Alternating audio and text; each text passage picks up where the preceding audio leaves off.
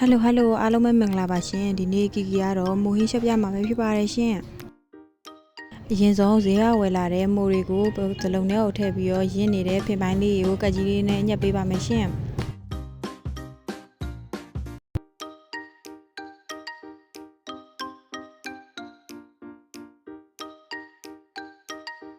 ညက်ပြီးသွားရင်တော့ရေကို2ထပ်3တက်စင်ကြအောင်ဆေးပေးရပါတယ်ရှင်အင်းကတော့3တက်လောက်ဆေးပေးလိုက်ပါတယ်ရှင်ရေဆေးတဲ့အခါမှာလည်းတစ်ခုချင်းကိုတေချာလေးပုတ်ပြီးတော့ဆေးပေးရပါမယ်ရှင်ရေကိုစင်ကြအောင်ဆေးပြီးတဲ့အခါမှာရှက်ဖို့အတွက်တိတိလေးညက်ပေးရပါမယ်ရှင်ဘာလို့လဲဆိုတော့ကြီးရေညက်ပေးတဲ့အခါကျရင်မနူးပဲနေမှာကြောက်လို့ပါရှင်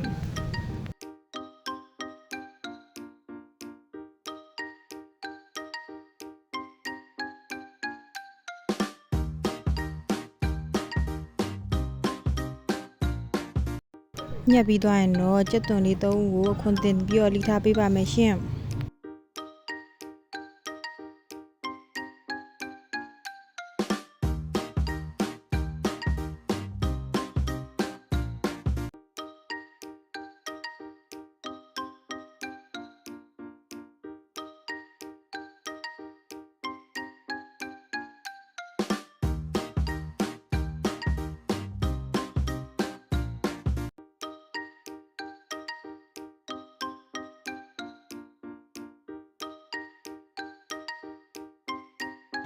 ကြက်သွန်လေးလိပြီးသွားရင်ပိန်စရက်လေးကိုလည်းရေးဆေးထားပါမယ်ရှင်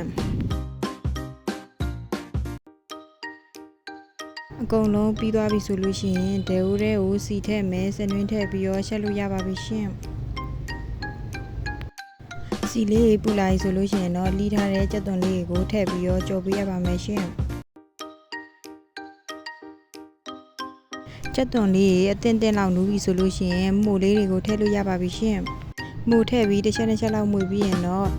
မို့နူးအောင်ရေလေးကိုထည့်ပေးလို့ရပါပြီရှင်ရေလေးကိုနည်းနည်းများလေးထည့်ပေးရပါမယ်ရှင်ရေလေးဆူလာပြီးတော့ပွက်လာပြီဆိုလို့ရှိရင်ရတာထည့်လို့ရပါပြီရှင်အဲကတော့စားနဲ့ရှုံမော့ပဲထည့်ထားပါရှင်တခြားဆပ်ပလာလည်းထည့်ခြင်းကျန်တဲ့တက်လို့ထည့်လို့ရပါရှင်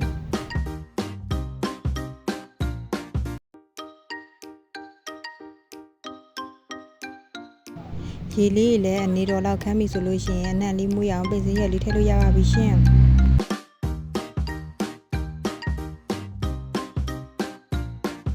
ပိန်စရွက်လေးလည်းနူးပြီဆိုလို့ရှိရင်အဆက်ကိုဒီလောက်ထည့်ပေးလို့ရပါတယ်ရှင်ပူပြီးစားကောင်းနေရှင်အိမ်ကီကီတို့ရှိမှာငရုတ်သီးစင်းရမရှိတဲ့အတွက်ငရုတ်သီးလော်မုံလေးပဲထောင်းပြီးထည့်လိုက်ပါတယ်ရှင်ဒါဆိုရင်တော့အကုန်ပြီးစီးသွားပါရှင်ပကံထဲကိုထည့်ပြီးတော့အတင်စားသုံးလို့ရပါပြီရှင်အားလုံးကျေးဇူးတင်ပါတယ်တတာ